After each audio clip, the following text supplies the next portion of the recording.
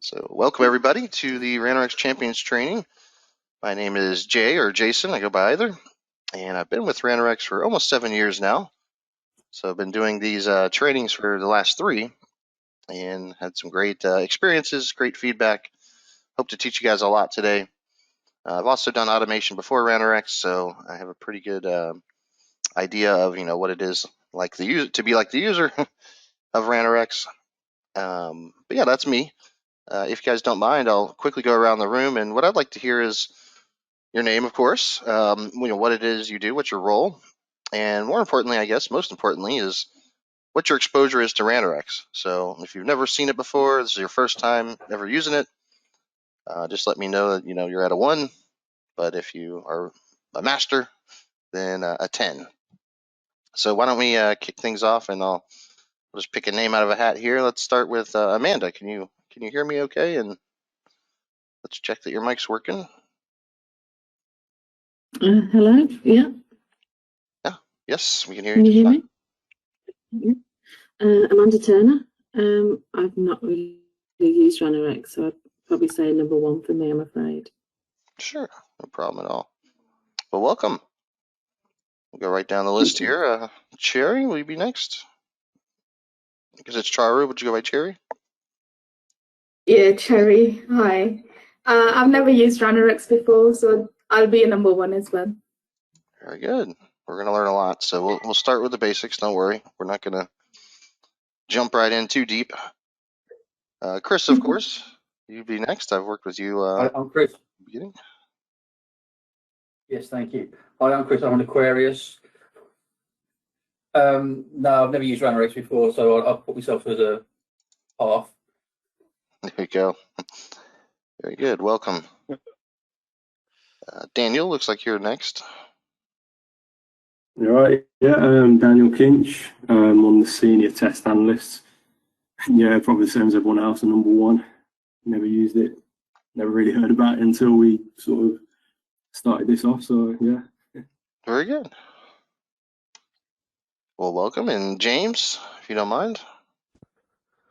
Hi, yeah. So I'm James. I'm a test analyst, and continuing the theme, this will be my first time using Ranorex, so a number 1 as well, I guess. Beautiful. That's good, actually. Everyone's at the same level. That's usually works out better, so nobody gets bored. All right, and Lisa, you're next on the list. Yeah, I'm Lisa. I'm just a lowly test analyst, and yeah, I'm not an alcoholic, but yeah, I'm probably about a 1 as well. Very good. Never used Ranorex before. Well, we'll turn you into a Ranorexaholic, I guess. Hopefully by the end of this. Very good. That's more than once I've gotten that joke, by the way. So pretty funny. Oh right, fair enough. I thought I was original. almost. I was laughing, but I was on mute. There you go. Luke, you'll be next on the list, if you don't mind introducing yourself. I'm Luke Horton, and I'm a test analyst, and I'll be a number 1 as well. Perfect. Mohammed? Hi, it's Mohammed Rafiq. I'm a senior test analyst, and it's the first time I'm using Ranorex as well. Excellent, welcome. Okay. And last but not least, Paul. Hello there. I'm a lead test analyst for my students. I'm a Ranorex virgin. Awesome. So I'm scoring myself as a 1 as well. Very good. I'll be gentle. Please be gentle with me. Just don't push it in too deep, too quickly. Well, welcome everybody. I'm glad. It's great to see that everyone's mic is working fine. I mean, that usually was a bigger problem in the past. I guess everyone's getting used to the the virtual transformation everyone's going through here. So it's great that it seems like there's going to be no equipment issues, at least for now. We'll cross our fingers though.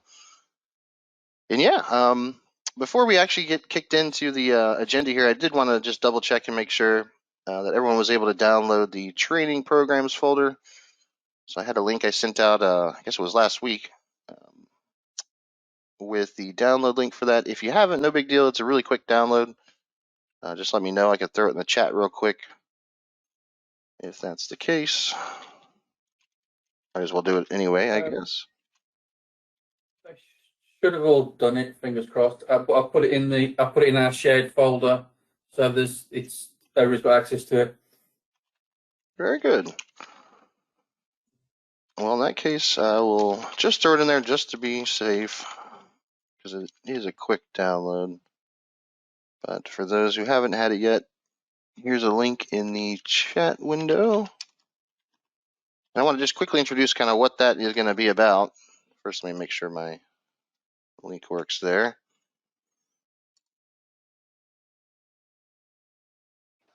Right, looks like I didn't put that in right, apparently. I think you need the whole HTTP thing. Ranorex.com.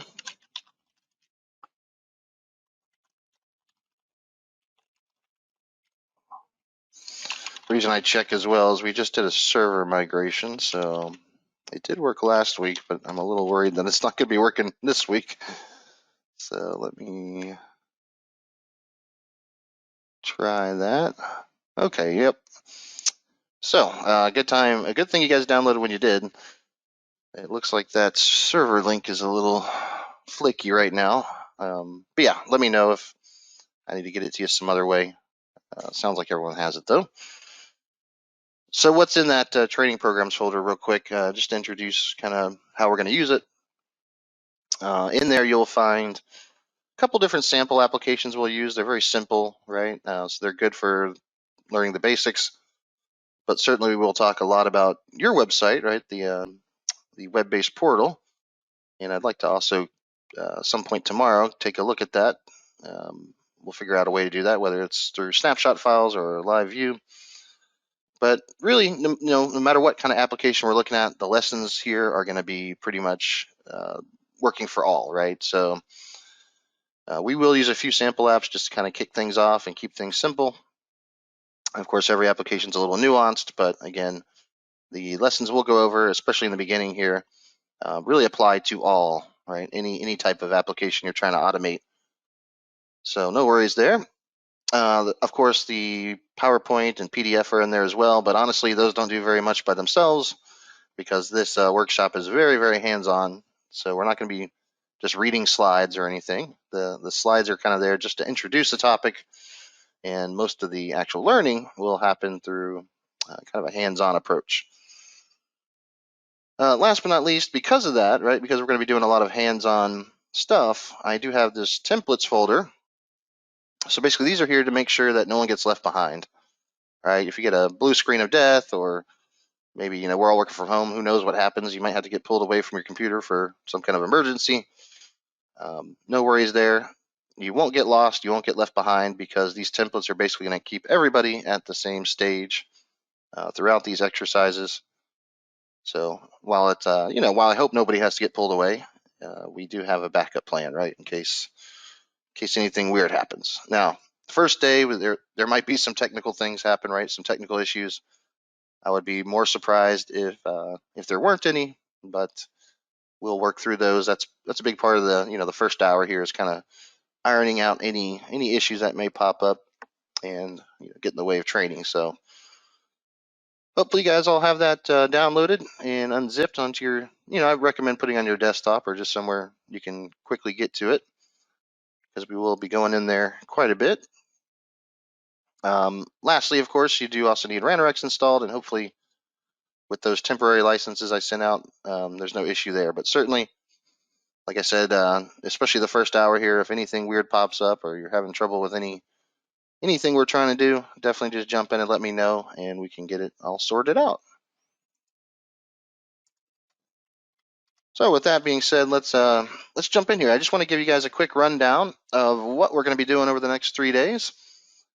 So this is kind of the curriculum we follow.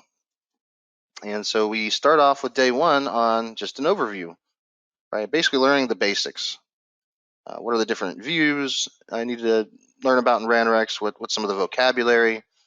So it's a lot of that kind of stuff, just introducing different views and different terminology.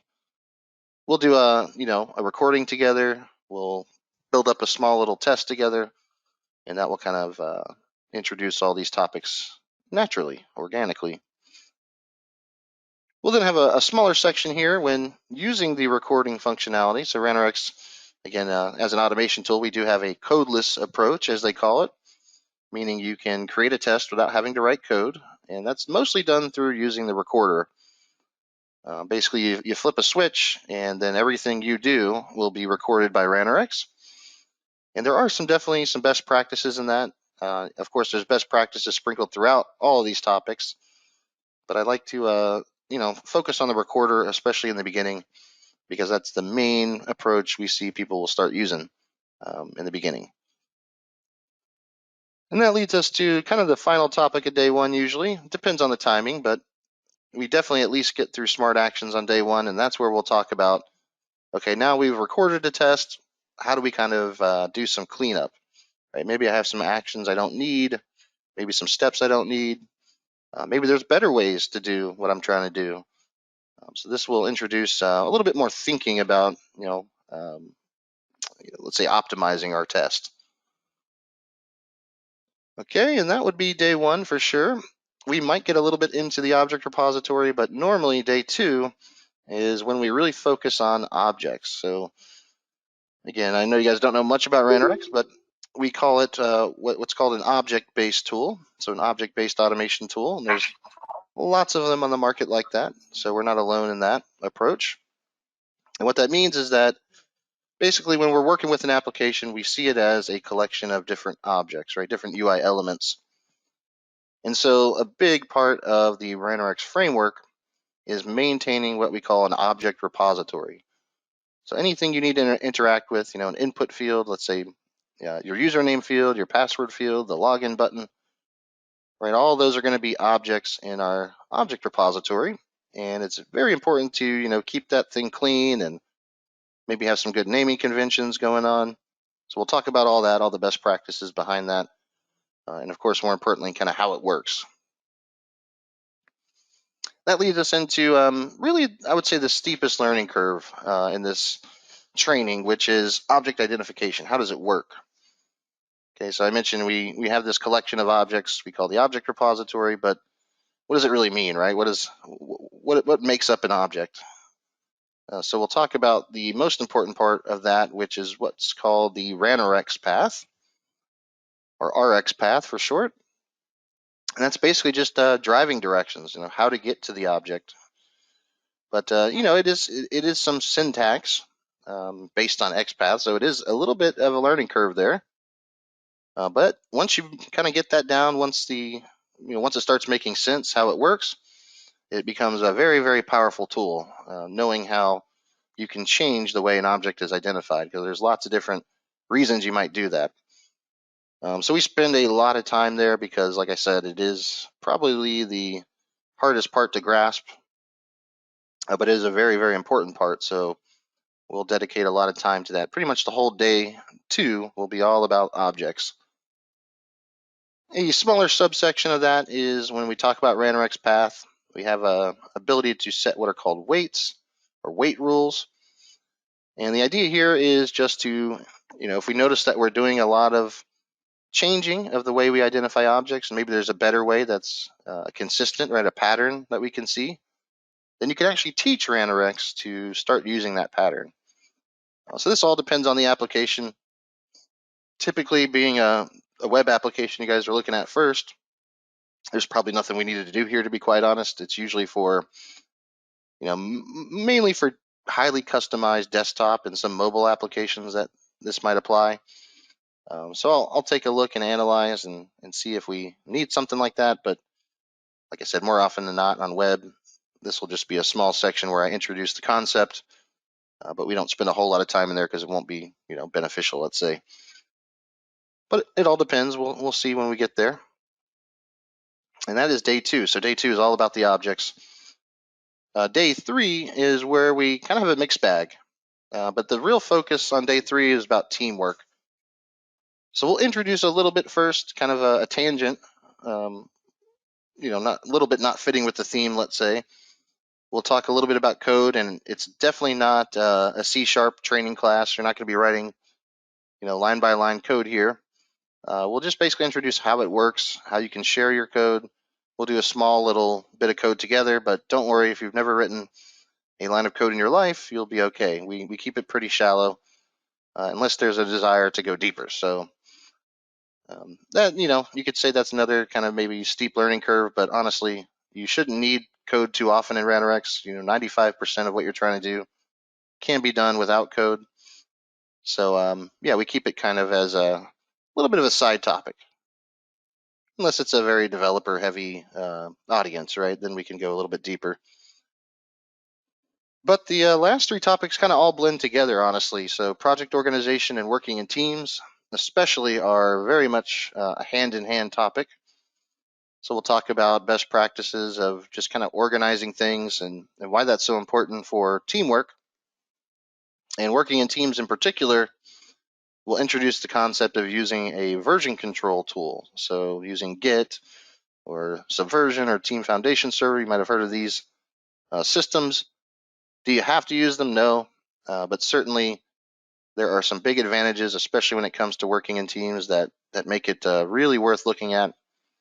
So even if you didn't plan on using source control, I think you might change your mind after you see how easy it is to get set up and how helpful it really can be.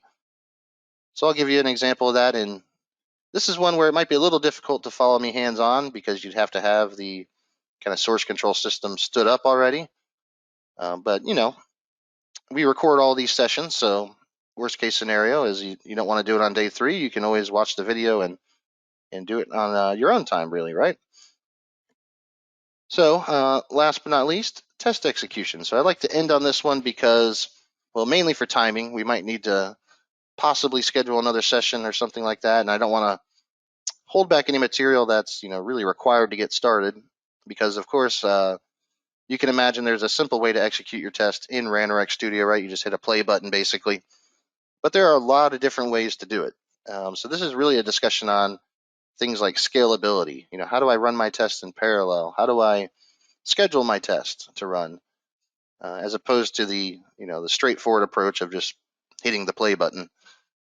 So I do leave that one for last, just in case. Again, we maybe go a little bit slower through these, and we need another session.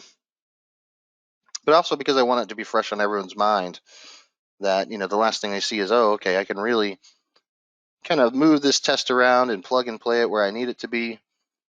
So it's very much around scalability and not a need to have thing, but a very much a nice to have thing. All right, so that's kind of the flow we take, and as mentioned, we're recording these, so I asked if everyone could maybe keep the mic closed until they have a question. That way the videos are nice and clear. But certainly at any point, at any time, jump right in if you have a question. Go ahead and interrupt me. You won't hurt my feelings, I promise. And let's start with that. Is there any question about the curriculum so far, or any concerns, anything like that? All right, I'll take that as a no. And let's get started here. So real quick, I have a couple of introductory slides. I mentioned, right, we're not going to look at slides a lot, very much at all. But in the beginning here, I do like to just kind of introduce really where Ranorex came from, what was the idea behind developing it in the first place, that kind of stuff, just to give you some background. So bear with me a couple slides in the beginning here, and then we'll get right into the tool. But Ranorex started out in 2007, actually, so it's quite an old product, or seasoned, let's say, mature. And it started off as very much a developer tool. So we basically gave you a .NET API, right, a programming interface, but you had to build everything yourself, right? So we gave you basically a methods with which to interact with your application. Click a button, type in some kind of sequence, validate that things worked. So we gave you those methods, but it was still up to you, to write line by line code. If you wanted a special approach or a special framework in mind, again, you had to create all that yourself by hand. So to compare it to something modern, it's kind of like where Selenium is now. Back in 2007, Ranorex was the same way. So we gave you the ability to do things, but it was still very much up to you to build all that out. And so we saw that it was a very developer-oriented tool at that point. But obviously, QA teams are not made up of just developers, right? There's business analysts, test automation engineers, test engineers. I mean, there's just a million different roles and titles and occupations that make up the different QA teams out there. So we said, okay, let's make something that's a little more approachable, where you don't have to be a very hardcore programmer to use it.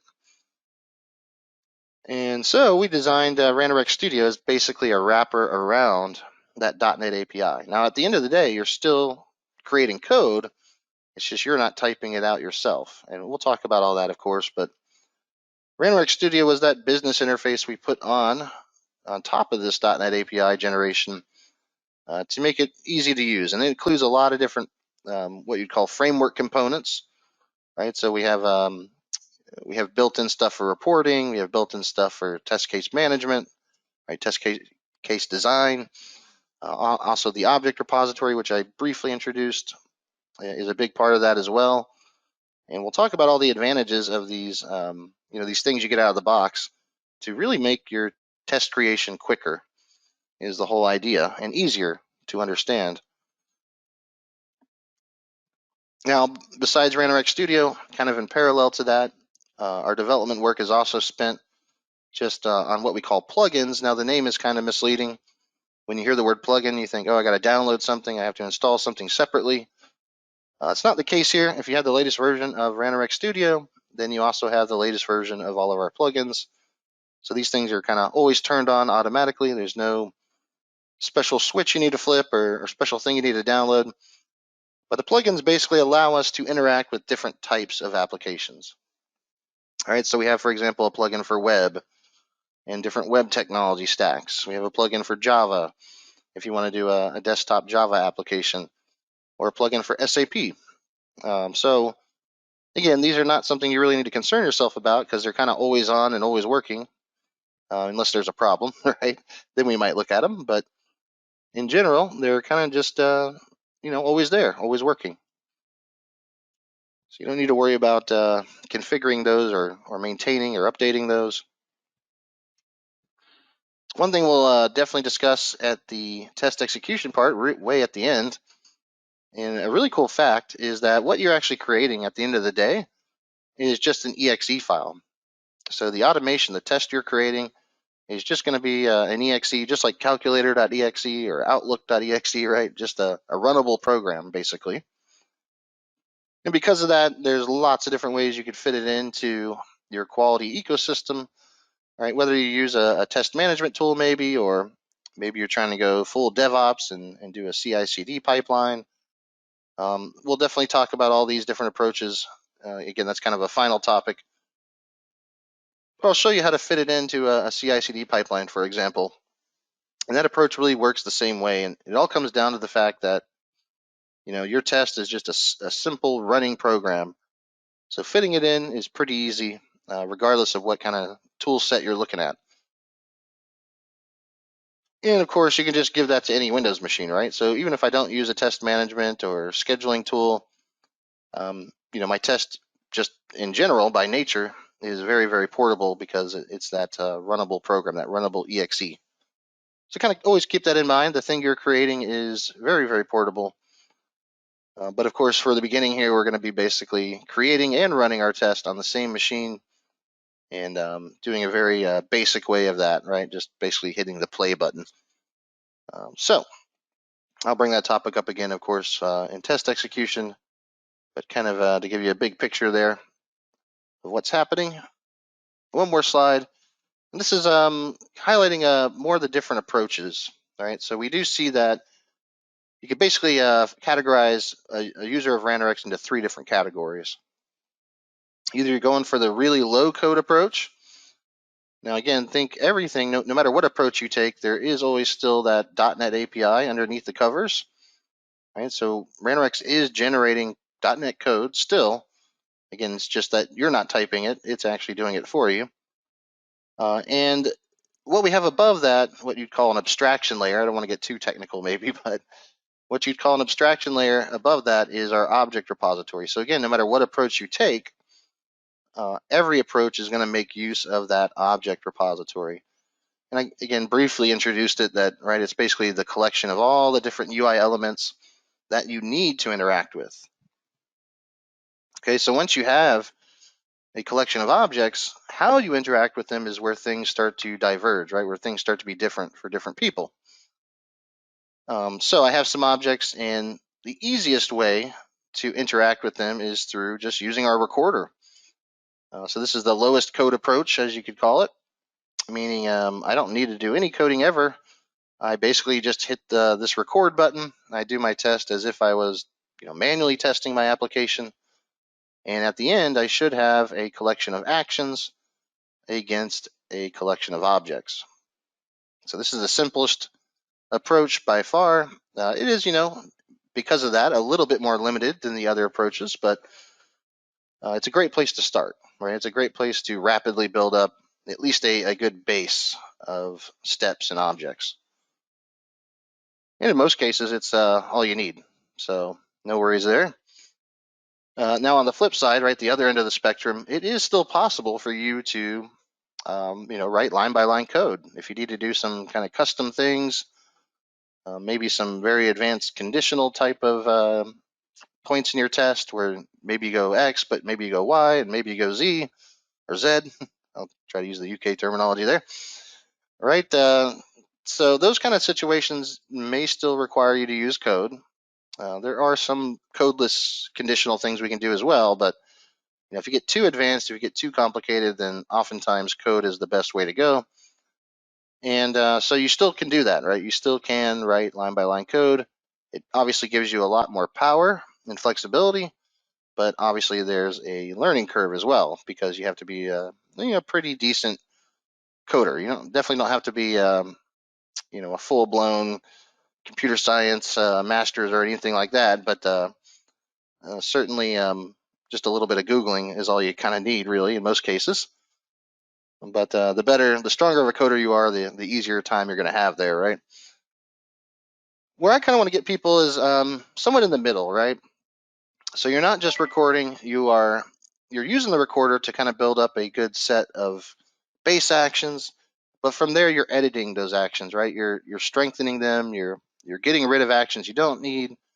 Maybe you're replacing actions with a more stable action, these kind of things. So again, that's mostly 99.9% codeless, but we will introduce code a little bit here, and I definitely want people to at least be comfortable with how to use the code aspects, so that you don't have to be, again, a hardcore programmer or anything, but kind of knowing how code can be mixed in, all right? Because you can mix and match these approaches, is a really good place to be. So hopefully by the end of these 3 days, you're kind of all in the middle here.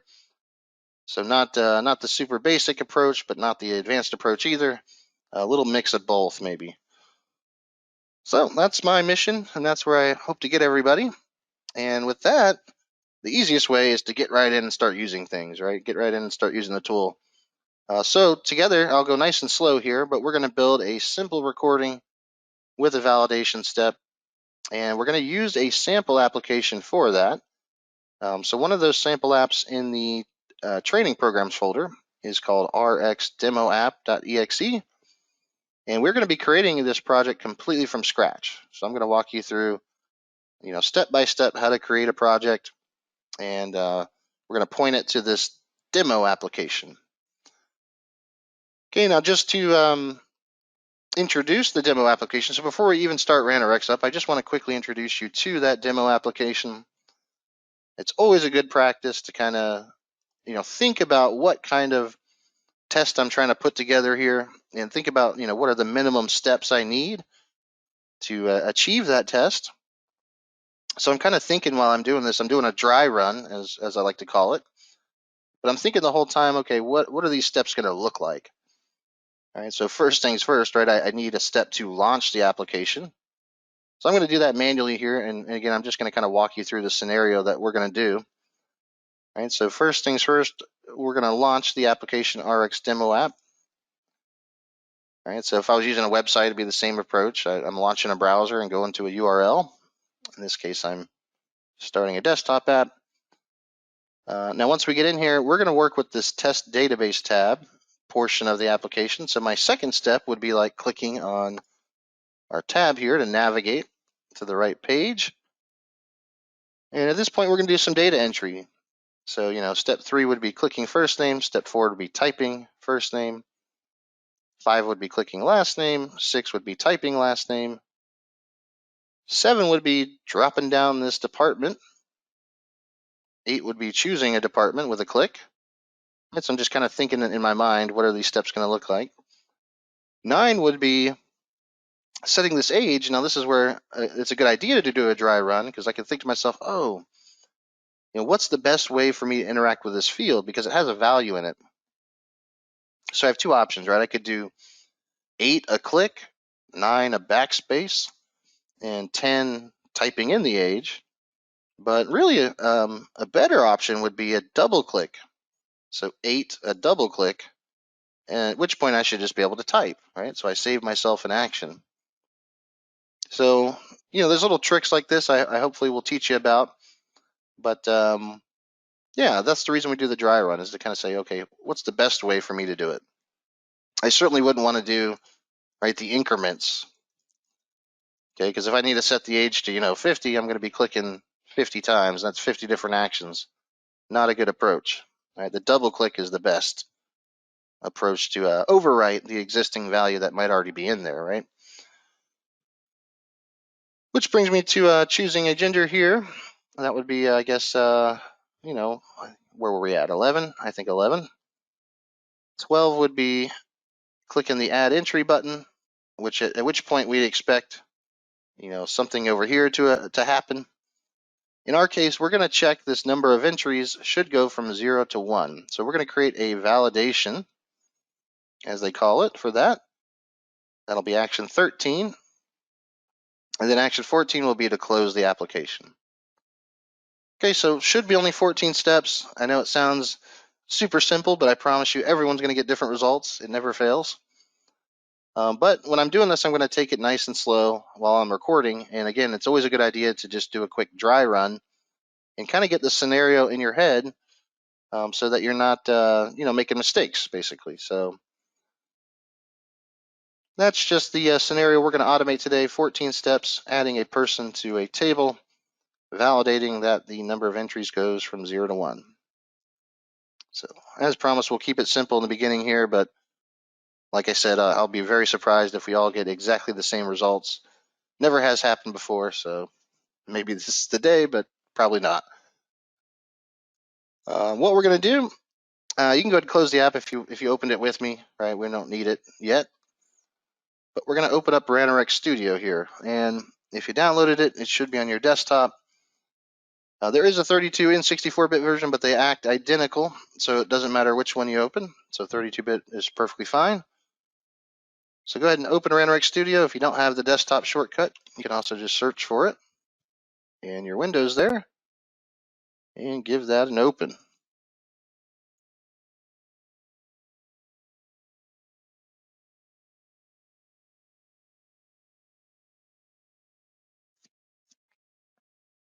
It's opening on my other monitor there. All right, if it's your first time opening it, you might get a couple different prompts. Like, for example, it might ask you to pick a light versus dark theme. Normally, I'm on the dark theme, but for training, I like to put it on the light theme. I think it's a little bit easier to see, a little bit more contrast. But if it's your very first time opening, you'll be prompted right away with this little dialogue here that says, how do you want to start? You can go ahead and actually close that if you get that.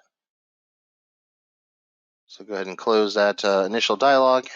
And in the background there, you'll have what we call the start page. So I'm going to pause here and just make sure basically that everyone was able to open Ranorex and didn't get any kind of weird errors or warnings or messages or anything like that. So definitely let me know if there was any issues. Mine says connection offline. Ah, Yes, if the middle feed here is an embedded web view. So if you have certain security settings, that can be blocked. Normally it's some kind of group policy about embedded web Okay. views. So fortunately, you just won't get the news. That's okay then. No worries. Of course, this news feed is also on our website, so don't worry too much. You're not missing that much from here. All right. Any other trouble? It doesn't seem like it. It's just hard for me to know as this virtual approach, right? It's not quite as feedback heavy as a on-site or live training. So definitely jump in at any time if there's issues, but I'll assume there's none, and we'll keep on going here. So the start page, for those of you who do have the newsfeed, it all depends again. It could be a group policy setting or something like that. If you look in, just to give you a little insight into that, if you look in your group policies and you have something about Internet Explorer Enhanced Protected Mode, that's 90% of the time the one I see that blocks this feed, but you may not be able to change that. So, so sometimes you just don't get it. Other than that, though, there's some great other embedded links here, some get it started videos. For whatever reason, those images are broken, but our YouTube channel, right? So this will take you to our YouTube channel. If you just go to YouTube and type in Ranorex, you'll see a bunch of quick 5 to 10 minute long videos on all the different topics we're going to cover in training, of course. So it's a good place to go if you want a quick refresher, maybe. But what we're going to do is we're going to come over here to the start part. And again, if this view is completely gone for you, then even if you don't get the start part here, you'll have File, New. Looks like YouTube's blocked as well. Yeah, I assumed as much. Most of the time when I'm doing training for defense or especially in the healthcare industry as well, there's a lot of red tape, let's say, around different platforms out there. Luckily, that shouldn't affect us at all with Ranorex, other than a couple little, quality of life things that go missing. But yeah, if you don't get this start page here, we're going to choose New Blank Solution. So either go File, New, Blank Solution, and I can't use context menus apparently. Either do that approach or you have the New Blank Solution button here. And we're going to choose New Blank Solution. There is that wizard, but I like to do it this way. That way it kind of forces you to do a little more hands-on and understand things. The wizard just basically holds your hand a little bit more. But let's do it the intermediate way here and choose a New Blank Solution. Okay, and all we have to do is give this thing a name. So just to introduce the vocabulary here real quick, you could think of a solution as just your test, right? Your collection of tests. So we use the term solution, but just think of that as test, or even project really is a good way to think about it. And I want to give this, this is going to be my database test, will be the name for it.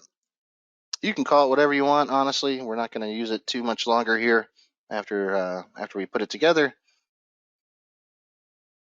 But I'll call it database test. By the way, it has to be one word. You can use underscores, but no spaces. You can also put that in a different location. So just so I can easily get to it, and you can see the default location there is always going to be in your documents folder. But I could just throw it here on my desktop if I like. So there's a little browse button there. All right, and just put that on my desktop just in case I want to come back to it quickly. I don't want to have to go digging through my documents folder or anything. It will create a folder. You'll have what's called a solution folder. So it's not like it's going to create a million desktop icons. It'll all be contained within one, as what we call solution folder. And that's it. We just hit create. So getting started is pretty simple there. Name and location, and you're done.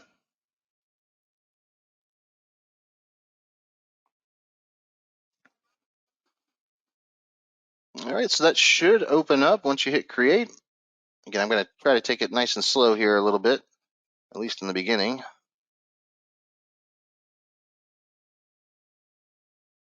definitely jump in if there's any weirdness that happens. Mine's gone to not responding. Oh, that's So I put certainly. solution name in. Unfortunately, I put a space in it before you said don't put a space in it. And I hit the create button. Ooh, interesting. Well, that would be a weird. Let me try real quick. Now, normally it should just turn that into an underscore. Ah, well. I didn't get the exact same issue, but that is a problem, in my opinion, anyway. It's using mine. So yes, maybe what I would do is file a new blank solution and make sure not to put the space. However, Trouble is, mine's yeah. I'm gonna have to reboot it. Yeah, you'll probably have to in task. Well, look at that. Now I know I'm working with some testers in here. You guys are already breaking things. That's my job. Exactly. It comes naturally, right? It does. I need to report that back to Ed. Don't let them lose anything. What mega RAM are you running on your machine? Because we've only got 8 on ours. The RAM, honestly, 8 should be plenty. I believe I'm at 16, but our minimum is, I believe, 2 even. So it doesn't take much. Obviously, you'll get better performance the more you have, but I just want to make sure that still works. So ignore what I just did there. Everyone else should be hopefully into their first database test here. No, sorry, I'm in a similar situation to Paul. That mine's not responding, so I'm sort of waiting for it to close. Interesting. I didn't put a space in the name, so just make sure you've got. Make sure you've got everything else on your machine closed down. I've shut. I didn't shut down completely. I'll turn Teams off and put myself on Do Not Disturb, and I've got everything closed. I don't need open. Yeah, that's always a good idea. One of my best practices, actually.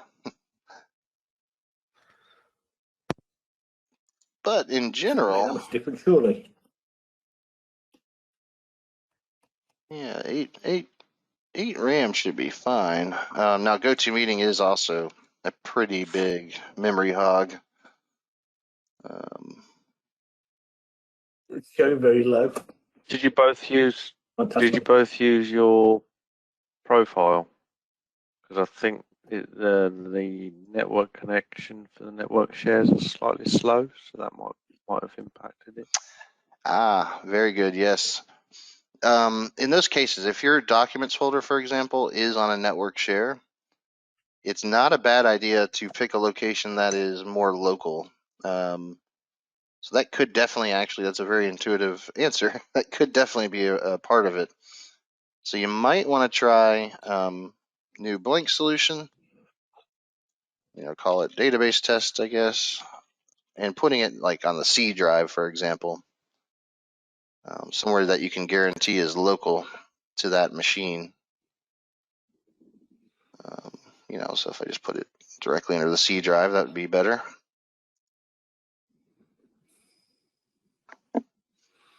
Yeah, so if your documents folder, for example, which is in the users folder, if that's virtualized or a network location, that can actually create issues. So yeah, very intuitive suggestion there, actually. It's what I used to do before I was a tester. Okay. Yeah, actually, we've seen that more than once for sure. So be wary of that. It's probably a best practice to implement going forward is let's not use the network shares. It could easily be what's causing the slowness in performance. How many people are getting it? Do we know? I'm fine. I've got in all right created, so I'm all right. Very good. yeah, I'm in now. Excellent. Well, it seems like that's the quick fix. Oh, thank you. Oh, I'm still not responding. Oh, You've rebooted Ranorex. It's always me. so no worries. In this case, we do have the templates. You know, for the sake of time, I will start to move on. I apologize, but we'll get you back up hopefully quickly. And if worst case scenario, if you missed the very first exercise, you have the templates to start on the next one with us. Because these templates again kind of build on each other. So as we introduce different topics, we'll be doing new hands-on stuff, but all of it will kind of build on the last thing. So while everyone's getting settled in here, a couple of different things to introduce here, just mainly vocabulary before we get started. First, let me go back to my default layout here so it looks exactly like yours, hopefully. You have a couple extra views here open, probably on the right side. Really, the only view we care about at the moment is this one in the middle. And this is the most important one. It's what we call the test suite view. So you'll be coming back to this a lot. You know, this is probably the most important view in Ranorex. And you can always get to this view by this big green folder button next to view on your toolbar. So basically, anytime you see a green folder, think test suite. And this is basically a folder, right? It's a good way to think about it. But a test suite is a folder that contains one or many, definitely usually many, test cases. So a test case is also a folder, and it contains one or many what we call modules. So that's basically the hierarchy. Test suite contains test cases contain modules. And you can kind of see this by the indentation. This is going to be a common theme throughout Ranorex, is this indentation here, you know, basically implies that, okay, this thing belongs to this thing, and this thing belongs to this thing. Right, that is a common theme you'll see throughout. You know, the object repository, you'll see it here in the file structure. So again, a tree view, as they call it. Any of you used Windows 3.1 or, you know, back in the day, even the File Explorer back then was a tree view like this. So that is the test suite view in a nutshell. Now, obviously, there's more to talk about, but we have a basic scaffolding here, and we don't have too much to really talk about yet. All right, to the left of that is basically your built-in File Explorer. We call it the Project Explorer. And this is just going to show you every file that makes up your Ranorex test. So think of it as just built-in File Explorer. Now below that is a more specific type of Explorer. We call it the Module Browser. Remember, modules are what we put inside of test cases. You know, a good way to think of these so-called modules is basically keywords. All right, they're going to have a name, and that name is going to tell us what it does. So at the moment, we don't have a very good name here, right? It's just called recording 1. It doesn't really tell us what it's doing, right? All right, so those are your 3 main starting views. And the good news is there's really only 2 more views you really need to learn about to be ready. And that is inside of a module. So again, the modules I mentioned, they're kind of like keywords. They're going to contain steps, right? Click this, swipe that. The way you get into a module is you basically just double click it anywhere you see it. And you can see it in 3 different places here, right? It's on the test suite view, it's in my Project Explorer, and it's also in the module browser. But this is all the same. These are all the same thing, right? So pick whichever one you want and give it a double click. All right, so that will bring you into the module. I apologize, Mohammed, I think I'm getting a little bit of feedback every once in a while from your mic. It's not terrible, but I'm not sure if anyone else hears it. Thank you, sorry. All right, so we're inside recording 1 here. Just a double click gets us in there. And a recording module is separated by 2 views, basically. So there's two views, one on top, which is what we call the action table, and that's going to be your steps. So click, swipe, type, all that good stuff. And down below is the object repository. So this is actually a global view. Okay, the difference, so I'm inside recording 1 right now.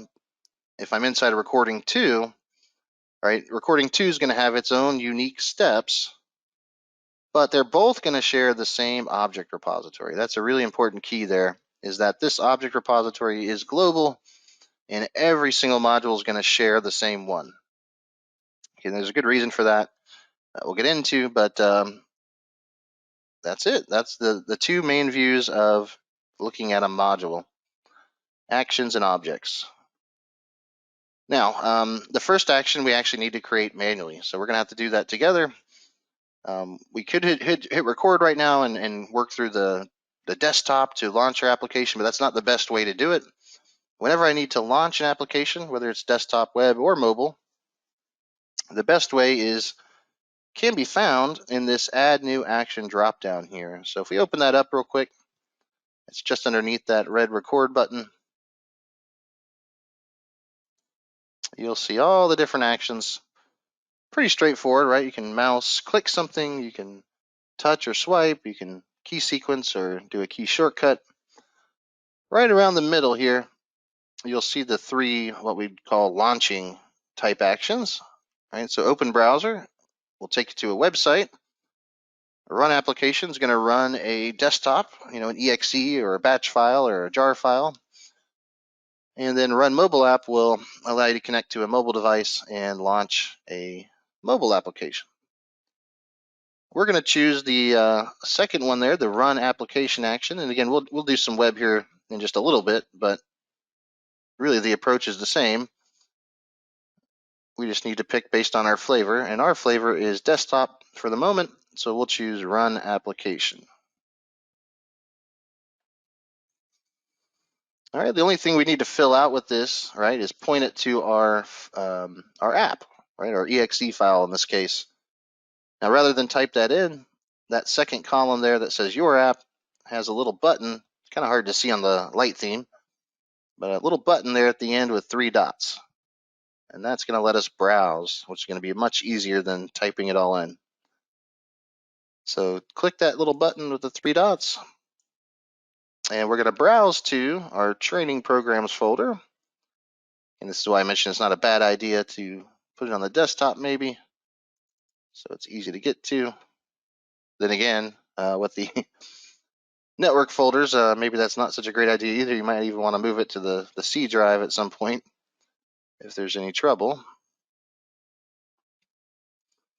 And remember, the application we're looking for is rxdemoapp.exe, which should be right underneath that folder. Okay, just go ahead and double click it or highlight and click open, and that should set the file path for us.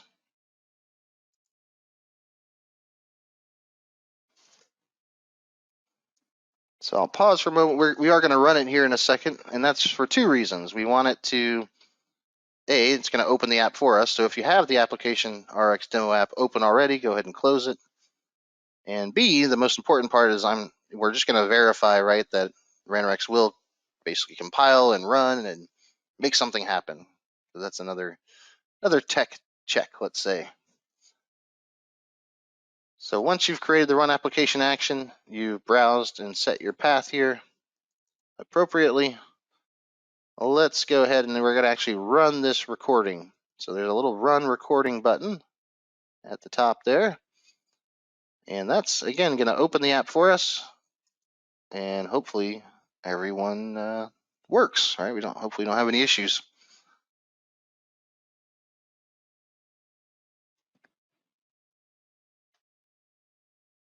By the way, guys, we will take a little break here about the halfway point. Good 10-minute bio break and coffee break. But let me know if we'd rather do it, a shorter one every hour, or let's say a medium-sized one at the halfway point. Either way is fine with me.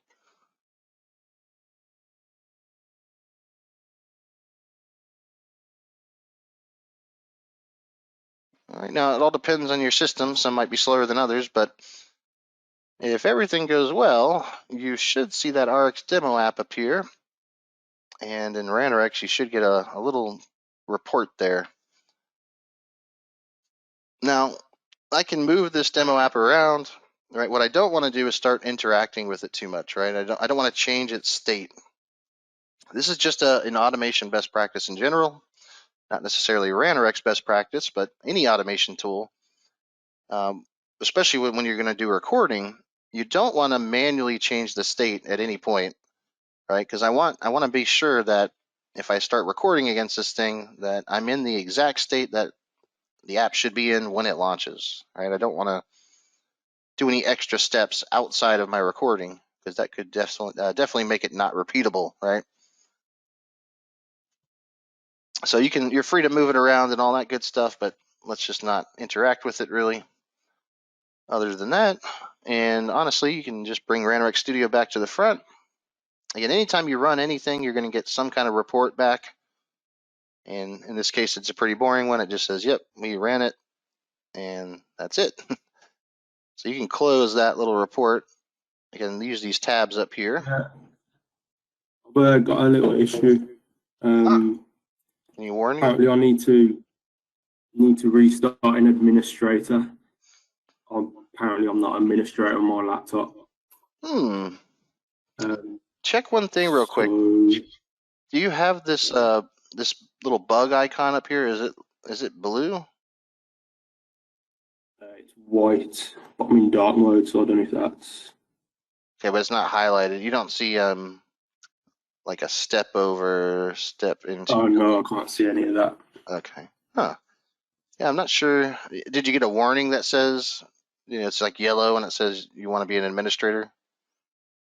Yeah, Laptop profiles are locked down to certain things, only allowing. Oh, turn my camera on. Sorry, I didn't turn the camera on. Dan, are you an admin rights user on your laptop? I don't think I am, no. I've got an admin account, but I don't have on my normal account, I don't have the admin rights. I haven't added it yet. Well, you shouldn't have to be. That's the news. So if you did get a yellow warning message that says something like something's wrong, you want to elevate your privileges, you might still be okay. In general, the message says elevated permissions required. The process to run requires high privileges. Ranorex Studio needs to be restarted as administrator. If you want to restart Ranorex Studio as administrator, you'll be prompted to change your user account. When I click restart, it just restarted it the same, the normal. okay. Starting administrator. But do you see up here? No, I don't see the administrator at the top either. I've just got the 32-bit in brackets. Well, I would try running it again. You shouldn't have to have administrator just to run this test. Normally that's so if you try jumping back into recording one and doing a run there, the administrator is not required except for debugging, which is strange that you got that message. That's normally the message you get when you try to run with debugging enabled, which does require admin. And you're the only one that's using one of our floating licenses, aren't you? You're not using the training license? No, I'm using the floating license. Could that be it, or? Shouldn't be related. No, I'm still getting the same. Huh. Yeah, honestly, the only time I've seen that message is when debugging is on.